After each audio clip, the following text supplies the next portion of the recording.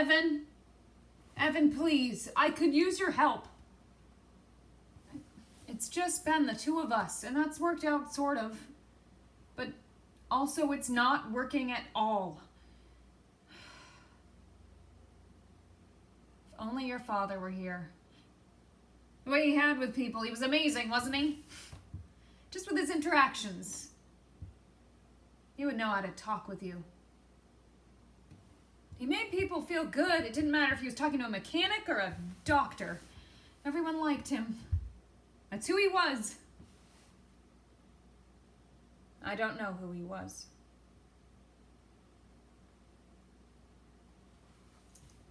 Do you remember the funeral? The whole town came. They said it was the biggest turnout they'd ever had. For weeks, people came by with dinners and cakes, breads. But then eventually they stopped coming. They forgot about me. It was him they liked, not me.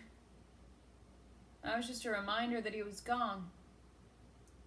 And now I go to the grocery store and there's no recognition in anyone's eyes. Maybe they don't want to remember him. Or maybe they weren't really his friends. I don't know. Or maybe too much time has passed. Or maybe they found out. I mean, it's a small town. You don't remember, do you? I hope you don't. Tried to keep it from you. Just the way he died. How he died. I thought I knew him. And then with one quick action, he made it clear I didn't know him at all. I don't know why he left us. He was just lost. I could see it sometimes in the way he looked off into the distance.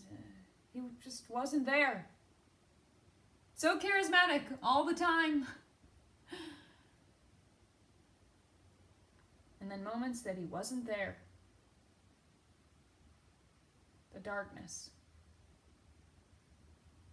Still, I never thought. Which is why it scares me that you're having such trouble, Evan. I mean, a man like him could do that, and you with all your problems that you're having. Evan, baby, please, please let me in.